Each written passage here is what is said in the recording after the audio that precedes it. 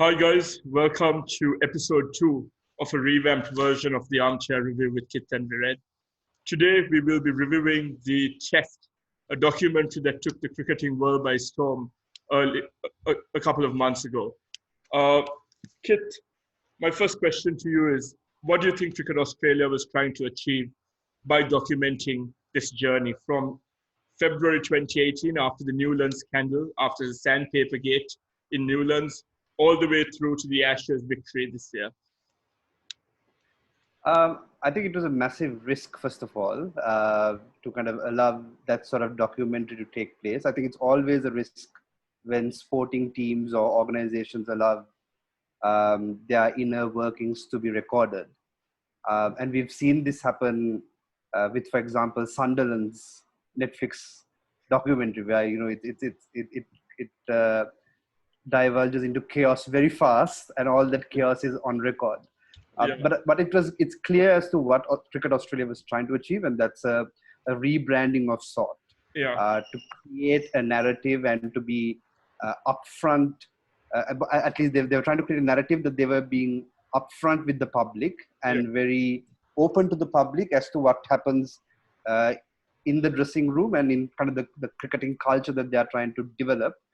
Because one of the big criticisms of Cricket Australia and the cricket team leading up to Newlands was that the culture of the team was very toxic, and that it was very, it wasn't, that the team wasn't being very accessible to the public, that the kind of the discussions that were going on were very, antithetical to what, at least publicly the Australian public wanted the cricket team to be. I mean, I don't really, agree that, that team was any different to how Shane Warne and McGrath used to sledge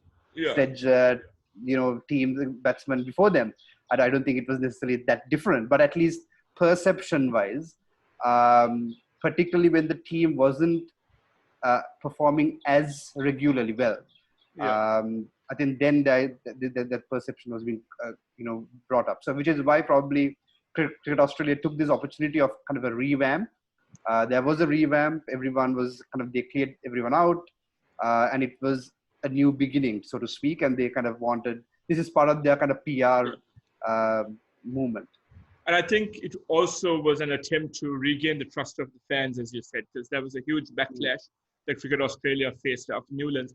But before we move on, I think what you addressed was brilliant in saying that there was a toxic culture in Australian cricket that went well before that started well before Darren Lehmann's tenure. I think if you will highlight a couple of incidents that that were swept under the carpet because they were Cricket Australia, the bully of international cricket. You think back to the 2007 World Cup final for that matter, and you think about the squash ball that was used by Adam Gilchrist. Well, yes, Adam Gilchrist and cricketing experts have said, look, there was no advantage that he had by using the squash ball. But my argument is, let's twist it around and say Sanath Jayasuriya used it in that final. And let's say we batted first and Sanath Jayasuriya scored 149 in that final. Whilst it would be very hard to prove that he had cheated, I think because we are Sri Lankan Cricket Australia would have been behind us like they were with morally suspect action at the time. I think they would have. All I'm saying is I think issues like that were brushed under the carpet because they were Cricket Australia. Okay, this is not going to make me friends amongst my Sri Lankan cricket fans, but I don't think we were beaten because of a squash ball. I think we were just outplayed in all three departments by a fantastic Australian cricket team. Well, and I don't think the squash ball was illegal. People, for example, batsmen use 2 inner gloves instead of 1. People use 3 inner gloves instead of 1. I know people who wear 2 t-shirts, different outfits to make them feel comfortable. So I think that's those are not things that the rules have banned. I think that's very different from, for example, an accusation of having an illegal action, which the rules are quite clear about. And I also think. So I honestly don't think. I know it's sentimental to say, Adam Gilchrist, used the squash ball and hammered us. left, right, and center. Or, But I don't think that. I think that's more like that's pretty much an excuse. I no, think we I mean, I'm not trying to say it to try and highlight that as an instance of Australia cricket cheating, because I don't think it was. I think it was very innovative by Gilchrist to do, but I don't think you would get the same claim if someone on our side did it on the day. I think would have gotten a lot more scrutiny. They would have then delved into what batsmen could or could not wear whilst going out to the centre, because it was a Sri Lankan batsman doing it as opposed to an Australian. And I think it was swept under the carpet from the day after the final. And I think everyone just started celebrating what a fun knock it was. But onto more serious issues, I think if you look back to the 2008 Test series against India, when it was quite clear that there were umpiring decisions that went against Australia, that went against India, prompted by Australian fielders claiming catches that were clearly grounded, by Australian batsmen failing to walk off, having clearly nicked the ball through to Dhoni. I think those were small instances that were swept under the carpet where it was clear that Australia's mentality was just to come out on top. And I think that was that winning culture and mentality that grew throughout up until the point Darren Lehmann faced that, up until the Newlands Test in 2018. Would you agree with that? I completely agree. I think the Australian cricket ethos has always been push the boundaries as much as we can, and win at any cost. Win. Winning was their ethos. I mean, there was nothing, anything other than winning was a failure to them. Yeah. So it wasn't about getting into finals. It was about winning tournaments. It was about winning matches, and that meant that you would try and get any advantage that was possible. You were starting from the 95 the Sri Lankan tour to to Australia and putting us in terrible. I think Arjuna in an interview has said that we were put in terrible hotels. So that's the sort of stuff they did to kind of psychologically bring down oppositions when they went to Australia. The Australian press would hound visiting players. So I think these are all things that they've always been doing. Yeah. It's just that they've been pushing the limits as much as possible. And there hasn't been a black or white instance where they've broken the rules. Yeah. And Newlands was that point at which they crossed the line and they, literally broke the rules in front of the entire world. Yeah. And I think that's what an important. And having said that, I think before we delve into the documentary, do you think the punishment was significant enough for David Warner, Stephen Smith, and Cameron Bancroft? I know we haven't seen Cameron Bancroft much since, but why I'm asking you this question is because we saw how Stephen Smith and David Warner have responded following their ban being uplifted. It was Stephen Smith's ashes, which could have gone England's way if not for his scintillating performance throughout the series.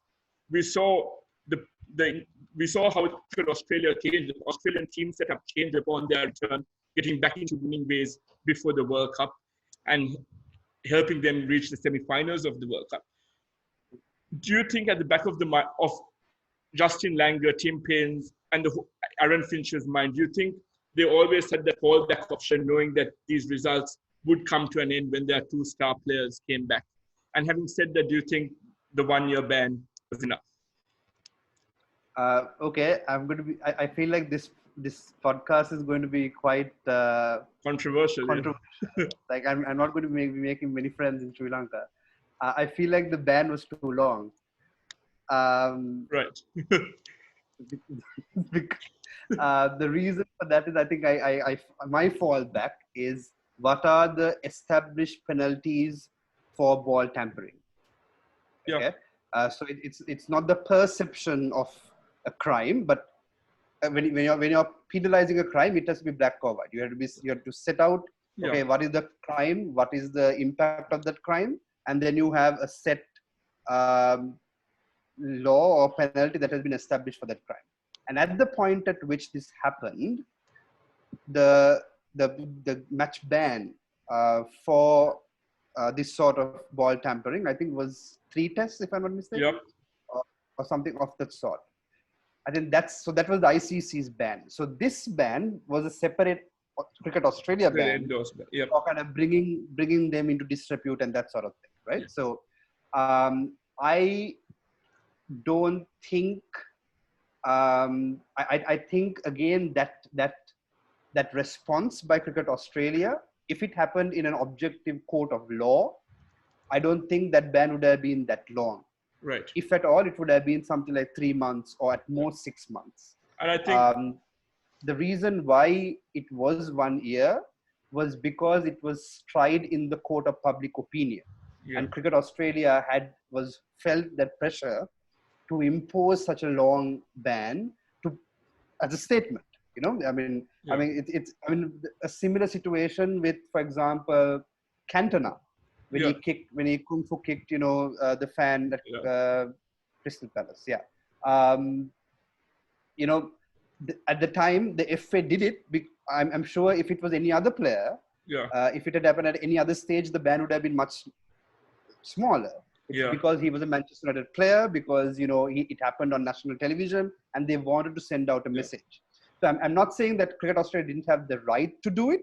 Of course, they have the right to, there's a contract and they can do it. I feel like that ban was longer than what the crime warranted. This is where I'd slightly differ in terms of my view. I think when it was highlighted that the leadership group was to blame for the incident, and when there was the question of what does the leadership group comprise, who is in this leadership group, and when it became clear that it was Darren Lehmann, Stephen Smith, and David Warner, I think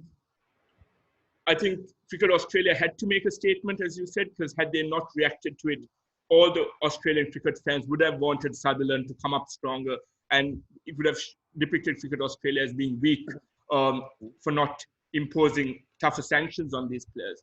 But in hindsight, if I think seeing that it was just a 12-month ban, I also think Cricket Australia realized that as much as they were going to lose out by not having the services of these players, through these players coming back at a crucial juncture in their international fixture schedule before the World Cup and before the Ashes, they knew that they only had to handle a small period of transition without these players. And I think that prompted, I think where that comes under scrutiny is if this happened in any other cricket team. Let's say it was South Africa that came under question in Newlands as opposed to Australia. I'm sure there would have been tougher sanctions that would have been imposed by the ICC. Well, South Africa is a bad example, but let's take any other cricketing nation outside of the top four. Let's say it was Sri Lanka. There were accusations that Dinesh Chandimal was engaged in ball tampering in that West Indies tour. Luckily, Dinesh came out unscathed. But if that investigation, it was banned for a match, right? Just for one game. But if it was much worse, and if it was seen as an orchestrated attempt to change the game, as was the case in Newlands, I think Dinesh Chandimal would have served a ban for way longer than a year. I think this is where I blame the ICC, because we had ball tampering that became an issue way back in 2006 when Inzamam ul Haq and his Pakistani team were alleged of ball tampering, and they refused to come out following a tea session when it was brought up in the press. And I think so. Cricket Australia, the ICC had 13 to 14 years to come up with harsh sanctions towards players or officials who were engaged in ball tampering. But I think because that went unnoticed, Cricket Australia had no other option but to prove to the world that they were an organization that dealt with integrity. And I think 1 year was a strategic maneuver by Cricket Australia because they knew that they weren't going to lose out during that year, and all their bigger tours and tournaments were ahead.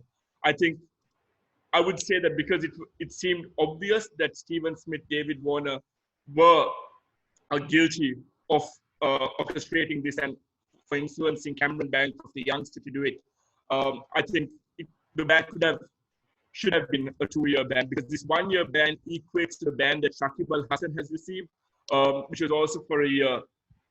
But I understand it's unrelated fields, but I think because of the negative criticism that Cricket Australia got after Newlands, because of the bad reputation that former players were also given because of this culture that was questioned of Cricket Australia. I think because of all the harms, I think it should have been way longer than a year. But in hindsight, now I understand where you're coming from in saying that because the ICC was so lenient with it, Cricket Australia need not have sanctioned it very I mean, it harshly. looks like, I mean, even now post Newlands, the ICC regulations for ball tampering haven't necessarily changed, right? So the Yeah, penalties haven't been increased. It's not like they've realized, oh, this is something that we need to absolutely clamp down on. We need to, shut this down, and therefore anyone who ball tampers gets a minimum 3 month or 6 month, yeah, um, you know, ban, and then we yeah, increase it from there. I think it's partly because a, if you think about it, there is an element of ball tampering that is legal, yeah, right?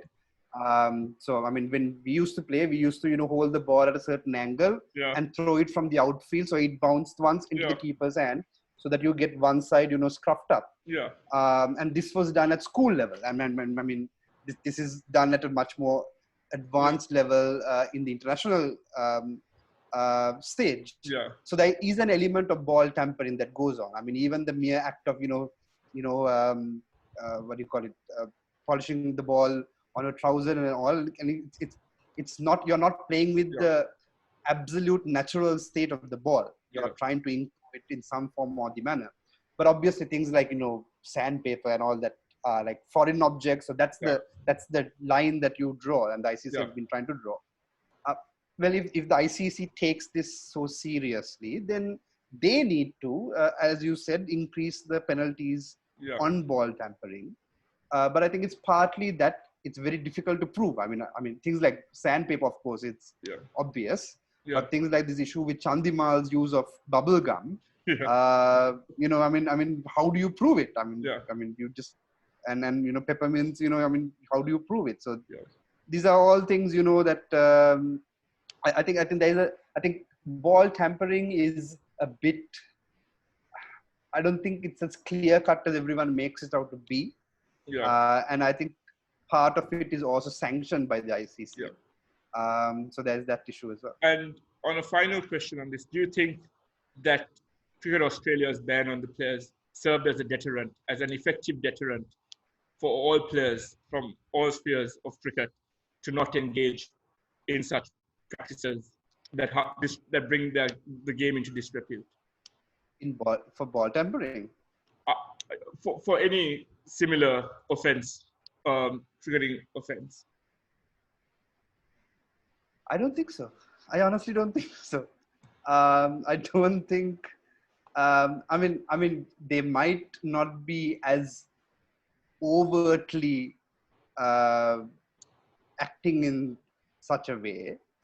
Obviously, it has created a shockwave, and I think it's created a threshold kind of for players to recognize what can be done and what should be done, Yeah, and what shouldn't be done, right? So yeah, in terms of in terms of how they respond to the pressures of the game, yeah, because all these countries are under pressure to an extent. yeah, um, but is that going to stop players from trying to tamper with the ball, either using peppermints or whatever? yeah, I'm not entirely sure. I mean, yeah, I think players will always try and find an advantage in some form or manner. Um, and with how that works, I don't think players are necessarily deterred by Steve Smith and David Warner being banned for 1 year. yeah.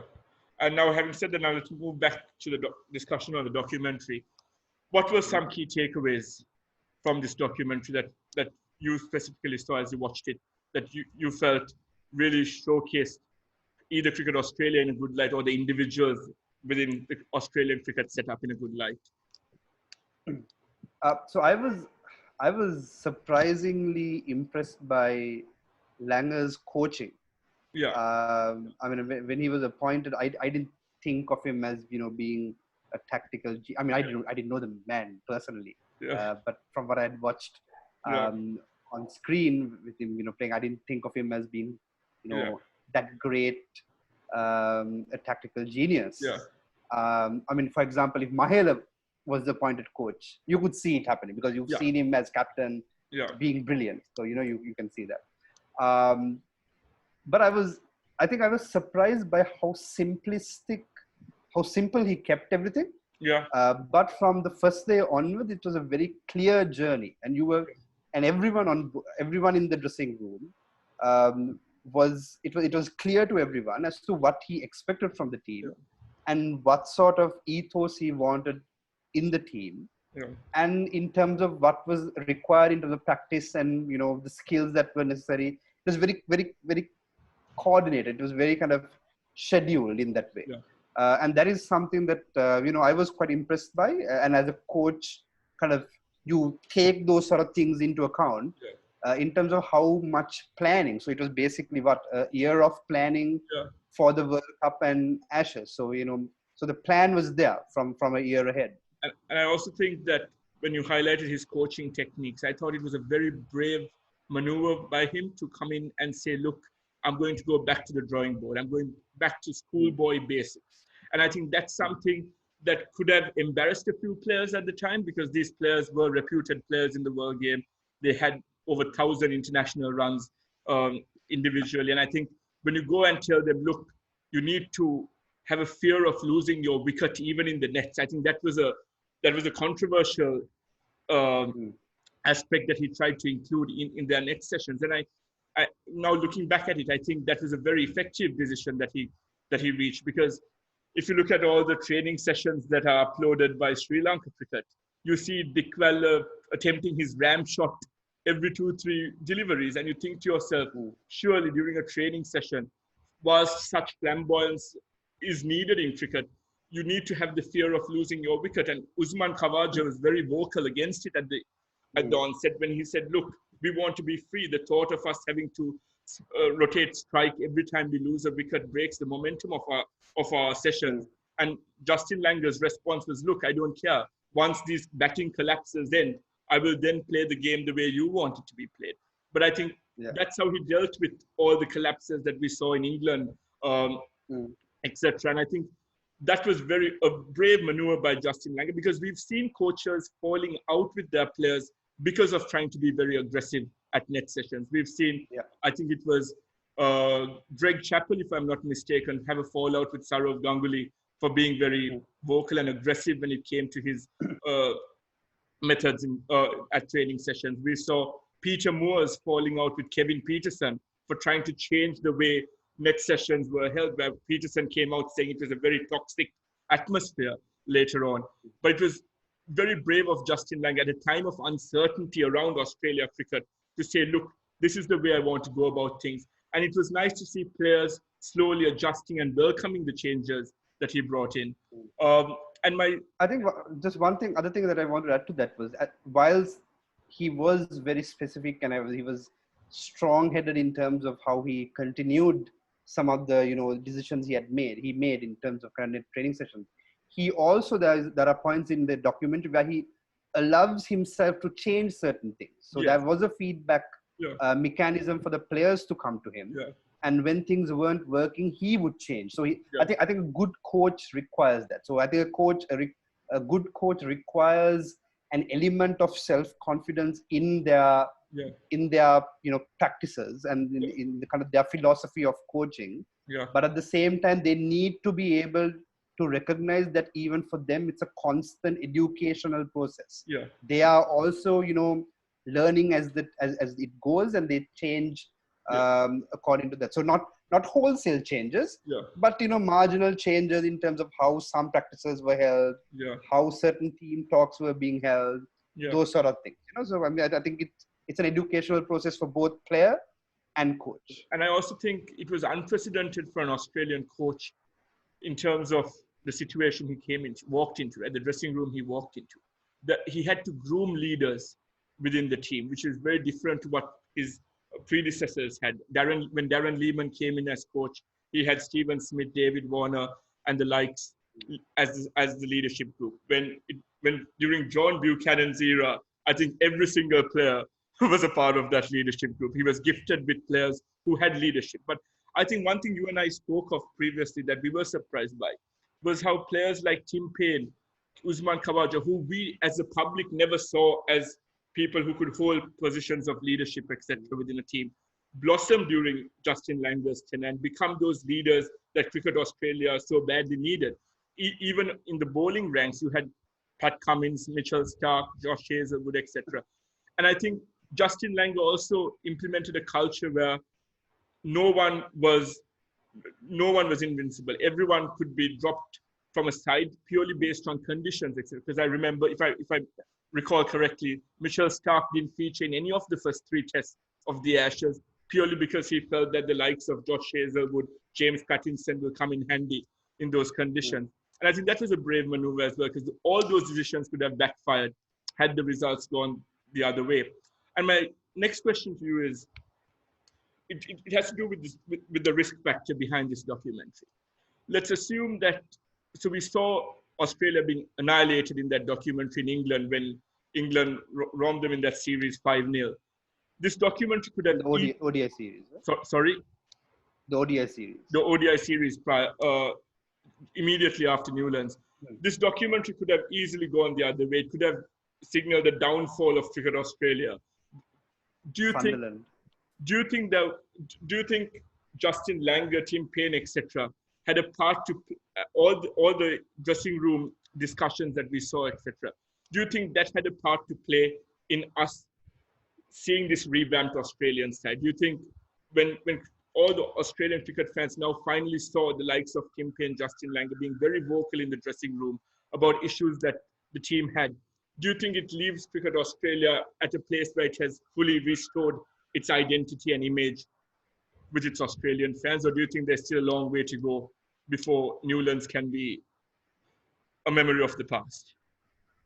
I think they have done a pretty good job in kind of redeveloping their identity. Yeah. I mean, if you had asked me 10 years ago if I would ever feel sorry for an Australian cricketer, I would have just laughed you out of the room. Yeah. But whilst watching that documentary, you start rooting for some of those Australian cricketers. Yeah. I mean, that's a sentence I never thought I would ever utter in my life. No. So I think so. Yeah. So I mean, because we grew up hating Australia. Yeah. So I think the documentary was well done for Australia, for Cricket Australia, and I think it did. I think it elevated the personalities and the kind of the structure that they had put in as well, and I think it has created a much better image for Cricket Australia. Yeah. Obviously, it helps that they won the Ashes. It helps that they went very close to winning the World Cup. Yeah. So there are all these factors. It helps that Steven Smith has become this, fantastic, has rediscovered his magic. Yeah. So there's all this, and I mean, I still don't like David Warner. Yeah. I mean, from what I've heard, it's that he was the one who forced Bancroft to do this. Yeah. Just that Steven Smith didn't stop it. Yeah. That seems to be the narrative. But anyway, regardless, I think coming back to your question, I think Cricket Australia has done a good job in redeveloping the image. I've always asked myself, would Cricket Australia have continued with this documentary if the World Cup didn't go their way, or if they hadn't had a successful run at the World Cup, or if the Ashes went horribly wrong? But I still think they would have, to gain this affection, to regain this affection towards the Australian cricketers. Because as you rightly said, if you're a non-Australian cricket fan, words like sympathy, affection are never associated with Australian cricketers. But I think I'm not sure if probably the Ashes and the World Cup if the Ashes didn't go their way, it's probable that they may have renewed the contract and created the second season of the Test. Yeah.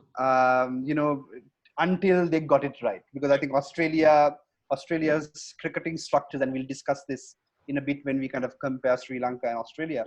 I think their cricketing structures are such that amidst a situation like this, the structures are set in a way that success is around the corner all the time. Exactly.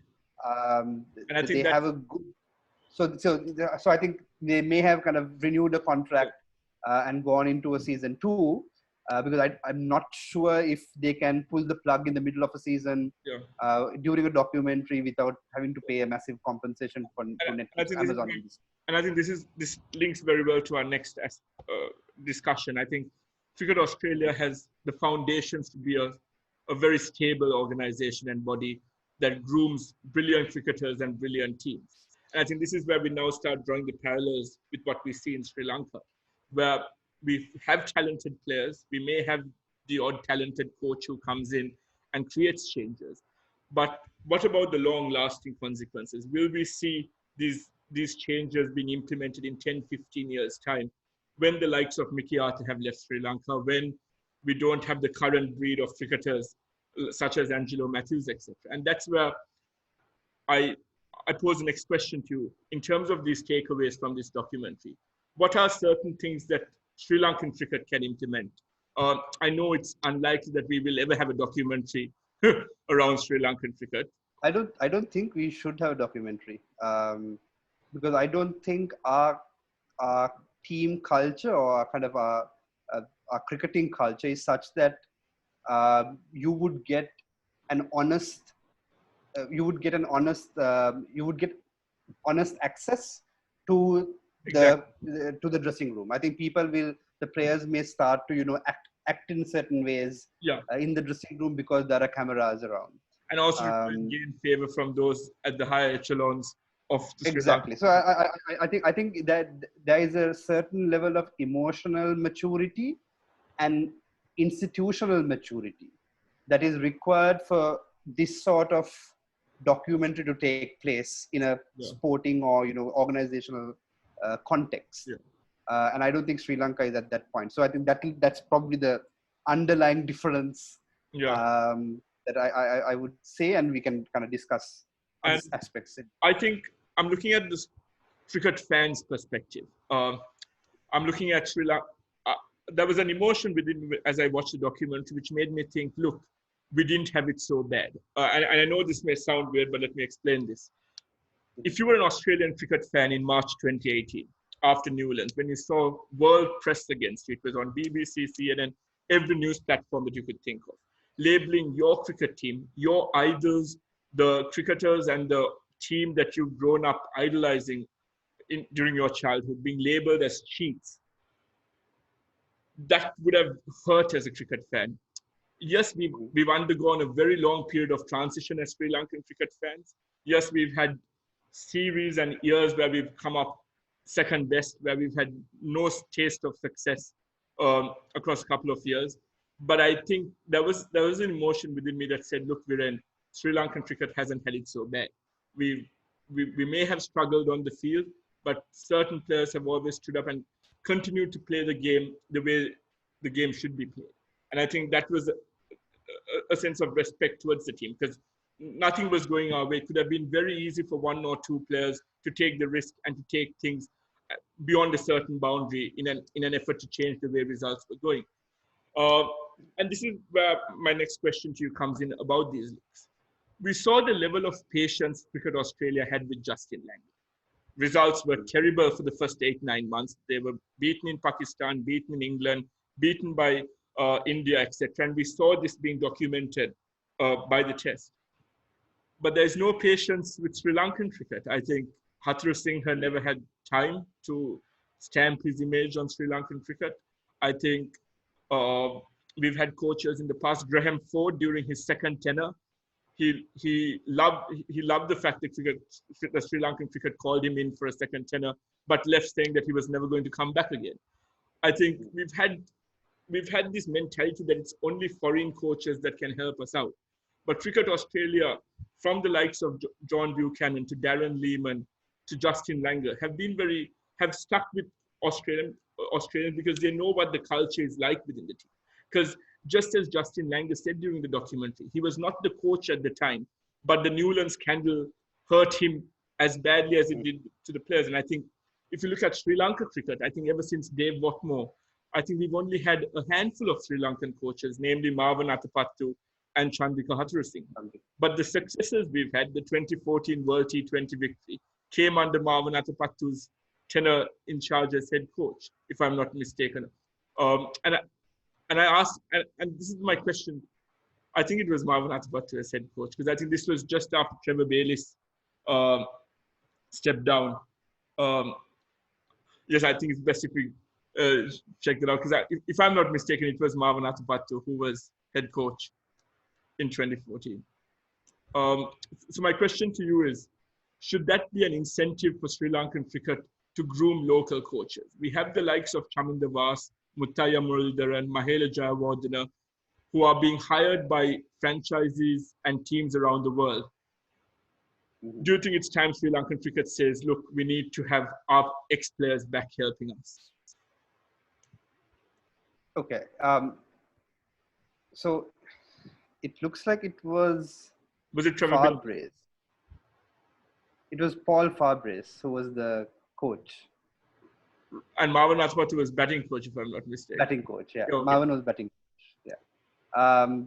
Okay, so, okay. I think firstly, the big difference that I think before anything else is in terms of the distinction between the cricket board and team operations. So the coach, as we, at least from the perspective of the documentary, the coach and the selection committee seem to be working independently from Sutherland and kind of Cricket Australia. So there was no interference whatsoever from Cricket Australia authorities into the the mechanisms of the team, the selection of the team, and part of that, I think, culture is that Cricket Australia realizes that them hiring someone is their responsibility. Yeah. So if when they keep interfering and if they don't trust that person, it reflects badly on them. Yeah. So which is why they don't change things every few months, right? Whereas I think with Sri Lanka, I think it's well documented that the cricket board is extensively involved in the operations of the team. That was one thing that they didn't like about Chandrika Hathurisinghe, because he tried to push the board away, and there is this weird link between the cricket board. The selection committee has always one or two people from the board who are involved. Then they get involved in the coaching setup. The board has direct access and kind of are involved and influence players. Then everything has to be signed on by the sports minister. So it's a mess. Whereas it seemed like in Cricket Australia, there seems to be a proper chain of command, where the cricket board was responsible for the administrative part of the game in the country.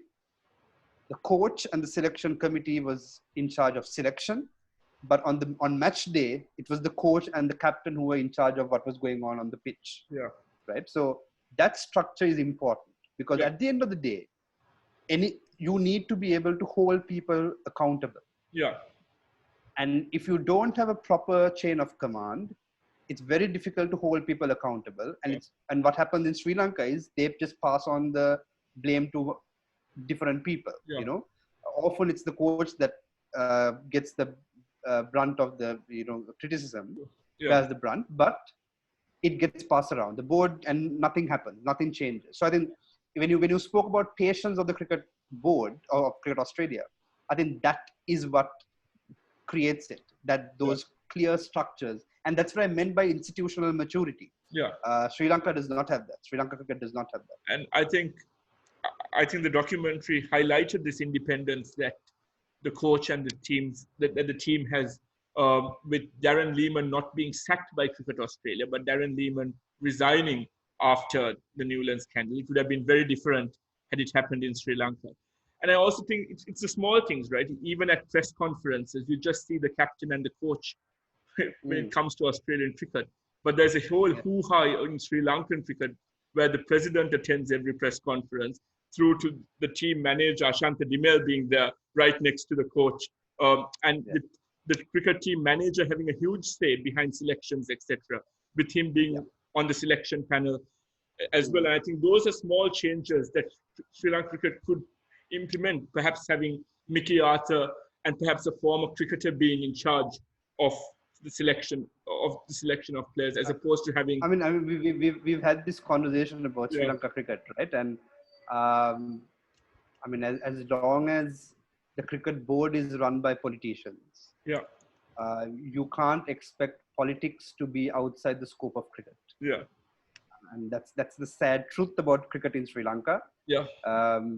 The sort of changes, the sort of reforms that are needed, we tend to win amidst those issues, Yeah. not because of something that the board has done Yeah. to facilitate better performances. Yeah, and I think, and this is one other key takeaway that I had, which is very controversial. I know I will lose a lot of Sri Lankan cricket fans through this. I think this documentary highlighted that there were so many ex-cricketers who chipped in when needed. We saw Matthew Hayden, who was halfway through a commentary stint with Sky Sports when he decided to drop in at a training session and help his fellow opening batsman Langer out with the team. And then we saw Ricky Ponting taking up a consultancy role before the World Cup. We saw Steve Waugh chipping in with a consultancy role during the Ashes. I think you know where my question. I think you know where my question is headed. Do you think? Yes, it's true. Sangakkara and Mahela Jayawardene have handed in proposals to Sri Lankan cricket for reform, for change, but those changes have not been implemented, and that has been a deterrence to our former cricketers from stepping in and helping out. But my question to you, and this is my opinion, which I think is very controversial. Mahela Jayawardene is the head coach of Mumbai Indians. Ricky Ponting is the head coach of Delhi Capitals. Ricky Ponting, so in the aftermath of Newlands, it would have been very easy for former Australian cricketers to say, I'm never engaging with this team for tarnishing our reputations through what they did in Newlands. And they never wanted the spotlight whenever they came in to implement or whenever they came in to help out. They were happy to take a step back and allow Justin Langer to make changes while still being around Justin Langer and the setup. So my question is, would it be so difficult for the likes of Mahela Jayawardene, Sangakkara, Murali and Vas to maybe drop in at a few training sessions or be a consultant for a few of our tours away? For the World Cup, for example, if Ricky Ponting could have been a consultant whilst being the head coach of Delhi Capitals, I draw a direct link to Mahela Jayawardene and pose the question, yes, you are the head coach of Mumbai Indians, but you didn't have a contractual obligation during the World Cup. Perhaps that advice to our players during the World Cup could have helped having him in the backroom staff. Would you agree, or do you think it's imperative that certain reforms are made before we add them in to the setup? No, I think there's a distinction there, right? Because after Newlands, Cricket Australia changed things. They changed the entire setup. And Langer approached these former players to come and be the consultants, to provide the input. Whereas Sri Lanka cricket has gone the other way, the opposite direction, in saying we don't want former players to take part in this. So they always criticize them for not, contributing post-retirement. But the fact of the matter is that Sri Lanka cricket actively almost, pushes away former cricketers from contributing either in a consultancy role or advisory role or whatever, right? So I don't think it's a fair comparison to kind of say, Mahela and Sangha don't contribute to the team, because I know that they contribute informally. So they know some of the players that they played with. So, we've seen videos of Sangha speaking to some of the players while he's, commentating for Sky and so on. But the fact of the matter, for at least a structured consultancy, if the board doesn't want your help, if the board thinks that your suggestions or your input is not worthy of consideration, and if the board is constantly attacking you because you are suggesting reforms that might harm the people in the board's personal interest, then obviously I don't think our former players are going to come. And I don't think there's an inherent obligation for someone to help an organization that the organization doesn't want help from, or they say that they don't want help from. So I don't think it's a fair comparison. I think if for example, the necessary structures were put in place. Or, for example, if Mickey Arthur calls up Mahela and Sangha and says, listen, I want you on board to be the batting and, batting consultants or coaching consultants or whatever for the next 3 months when you're not with the IPL teams. Would you come on board? I'm sure they would. I'm sure Murali would come as a spin bowling coach. I'm sure Vas would as a fast bowling coach. I think Vas did for a while as well. But again, the board didn't like the fact that these former players had power. And it comes back to something that I spoke about in our previous podcast about Sri Lanka cricket. The Sri Lankan Cricket Board or Sri Lanka Cricket does not like players having power. And this came to a head after the 2014 World Cup win when Sangha and Mahela stood up to the board, and since then the board knows that they don't want a concentration of power with the players, any sort of concentration of power, which is why they keep changing captains, which is why they keep changing teams, so that the board will always be able to do whatever they want without facing any repercussions. And the people who fare worst because of that is the cricket team in terms of performance, and the fans who have to watch, our performances. And kind of going back to something. So finally, my last point is in terms of selection, right? So if you look at the selections that were made soon after Newlands, they invested in players who they knew would be good in 1 year's time. They didn't expect the newcomers to start performing, to replace, Warner and Smith in the Pakistan or the England series or in India. They invested in them and they trained them so that they would come good in the Ashes, in the World Cup. And that is where Labuschagne and all of these guys come into play because they invested in them. You don't see that in Sri Lankan cricket. You don't see an investment in the long term. You select them expecting them to play centuries within a matter of 5 games, and then if you don't, they drop them.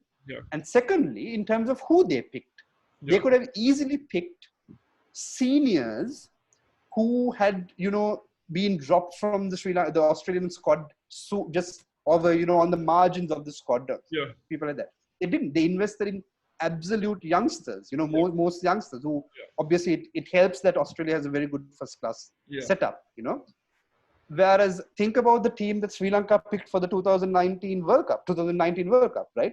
You had the likes of Jeevan Mendis instead of the 15-man squad. They picked a team of reserves, so not even the first level. They picked a team of reserves who won't be playing the next World Cup. Right. I think so.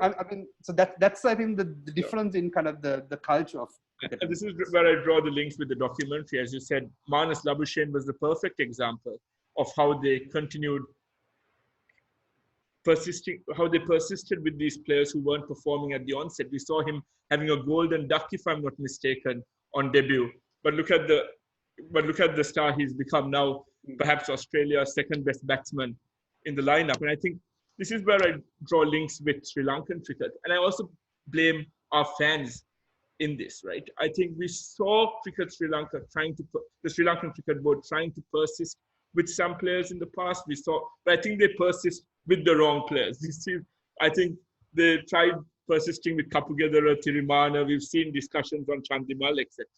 But they don't branch out to other players. Whereas Australian cricket make sure that they persist with a wide range of players, even if those players don't perform. Whereas Sri Lanka cricket pins our hopes on a certain individual. If he's performed once and not performed for another 10, 15 matches, it's fine because he's performed once and we need to keep sticking by.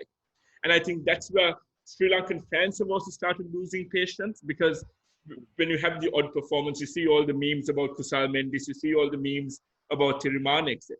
Perhaps that's where Sri Lankan fans too are too vocal about our dislike about certain selections, instead of thinking of things in the long run. And that may have resulted in Sri Lankan cricket taking 4 reserves for the World Cup, handicapping us big time, because we only had 11 players who were fit to represent our country at the World Cup. I don't think Jeevan Mendis, Jeffrey Van der Say were anywhere close to being in the setup. And that's where players, certain players who were on the fringes of getting into the side were left out. And I don't think we need to delve into that further because we spoke about how terrible our first class system is previously. And my final question to you, Kit, before we start wrapping things up is this document, was it unique as a cricket fan? Was it refreshing as a cricket fan to see this documentary in our sport? We've seen it in football, we've seen it in basketball, we've seen it in other sports, but no one ever thought that this could be done in cricket because it would require documenting events over a long period of time. There are so many changes and variables that take place during this time. Do you think it was refreshing as a cricket fan? Yes, I know we started looking at Cricket Australia in a different way, but was it refreshing as a cricket fan to say, look, perhaps these are humans after all. They are guys who are trying to change setups and trying to implement their vision in the game. Yeah, I mean, definitely it was good. As a cricket fan, it was nice to get an insight into the the dressing room dynamics, yeah, sort of discussions that happen. And I think as a sports fan, you always love that. Yeah. Any sort of access to any sports franchise. I love the Mumbai Indians documentary with Mahela. Brilliant. Yeah. The Netflix documentary. So similarly, this was also quite. I enjoyed it thoroughly. Yeah. I think what helps, particularly for national cricket teams, the issue with cricket is that there is no start of a season and end of season. It's just a continuous grind that keeps going on and on and on. So there is no kind of definitive beginning and end to be documented. Yeah. Whereas I think this was one of those instances where there was a very clear beginning.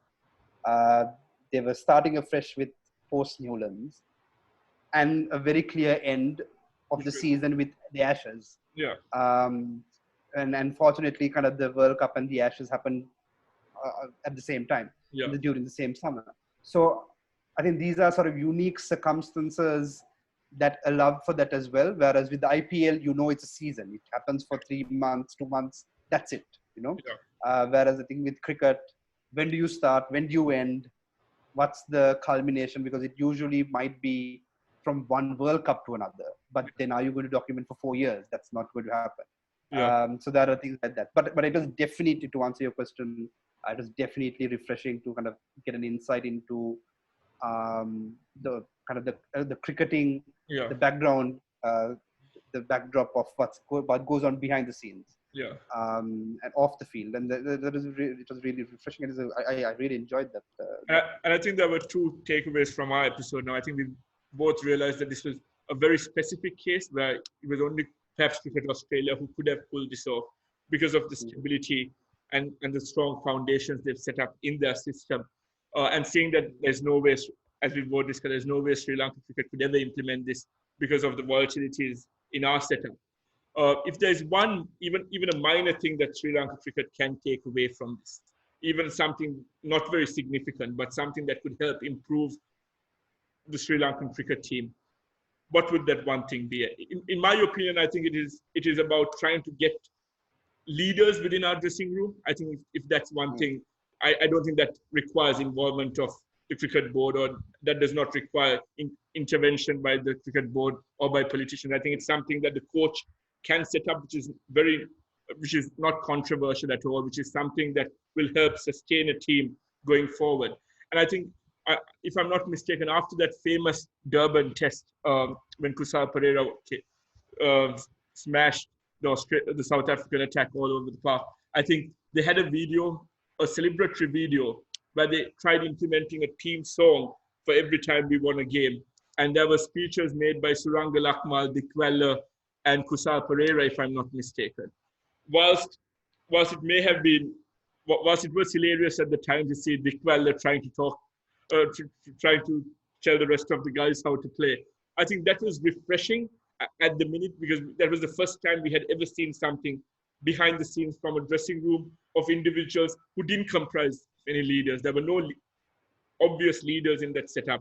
But it was nice to see Lakmal, Kusal Perera being very vocal in that dressing room thereafter, and trying to back Khatru Singha, because he was being attacked a lot back home by the Sri Lankan press, etc.